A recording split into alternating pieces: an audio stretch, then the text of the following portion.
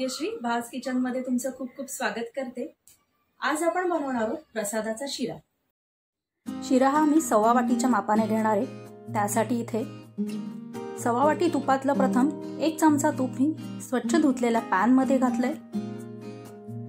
तूप हे घेताना पूर्णपणे वितळलेलं घ्या, म्हणजे ते घट्ट घेऊ नका, नाहीतर प्रमाण चुकेल। त्यानंतर 1/2 वाटी साफ केलेला निवडलेला रवा घेतलाय। बघा, हे वाटीचं माप घेतलेलं आहे मी।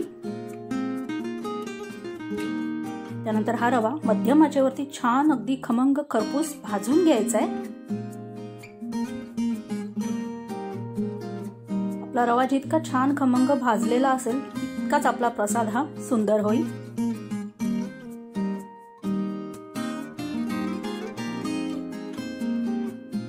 रवा जोपर्यंत भाजला जातोय तोपर्यंत इथे आपण 2 कप दूध घेऊन ते गरम करत ठेवायचे आणि ते गरम होत असतानाच त्याच्यामध्ये 5 ते 7 केशराच्या काड्या घ्यायच्या आहेत। जसं की आपण प्रसादाचा शिरा बनवतोय त्यामुळे सर्व समप्रमाणात घ्यायचंय, म्हणून 5 ते 7 केशराच्या काड्या। एकीकडे आपला रवा भाजला जातोय।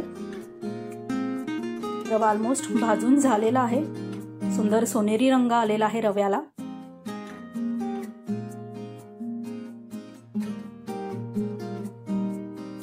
आता इथे आपण जे उरलेलं तूप होतं ते घालून घ्यायचंय।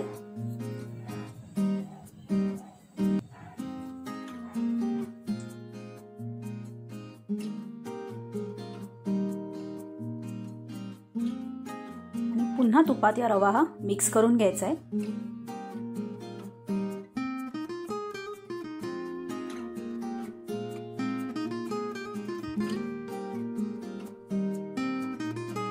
त्यानंतर एकीकडे मी 2 बदाम, 2 काजू आणि 2 पिस्ते, त्यानंतर वेलची पूड आणि जायफळ पूड असं एकत्र असं बनवलेलं आहे।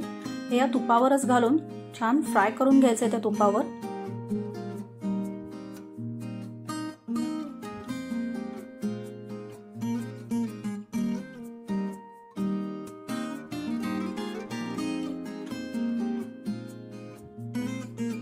याशिवाय प्रसादाच्या शिऱ्यात घातला जाणारा 2 पैकी 1 सगळ्यात महत्त्वाचा भाग म्हणजे केळं। इथे मी 2 अगदी छोटीशी वेलची केळी होती ती मॅश करून घेतली आहेत, ती देखील या तुपावर छानपैकी मिक्स करून घ्यायची आहेत।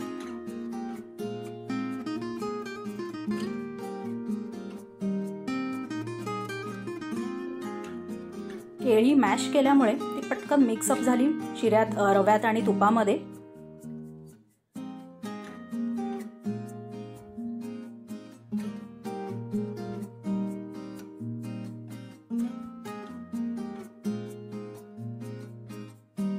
त्यानंतर जे आपण दूध गरम केलेलं आहे केशर घालून ते घालायचंय। ते जस्ट नुसतं मिक्स करायचंय रवा आणि दूध, आणि झाकण देऊन अगदी मंद आचेवर 2 मिनिटं असंच ठेवायचं आहे। 2 मिनिटांनंतर तुम्ही बघाल रव्याने पूर्ण दूध हे शोषून घेतलेलं आहे, मस्त फुलला आहे रवा आपला।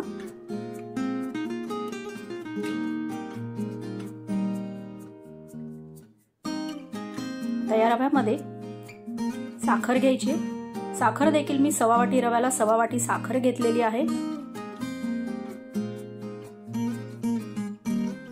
साखर देखील रव्यात छान मिक्स करून घेऊ।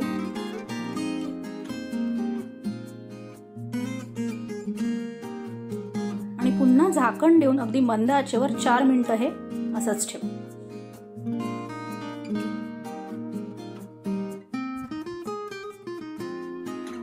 आता गॅस बंद करू। 4 मिनिटं झालेली आहे, आपण झाकण उघडून बघूया आता।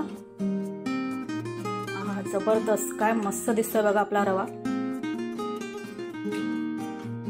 जसे आधी मी तुम्हाला म्हटलं की प्रसादामध्ये 2 पैकी 1 हे वेलची केळं जितकं महत्वाचं तितकंच दुसरं महत्वाचं म्हणजे तुळशीपत्र।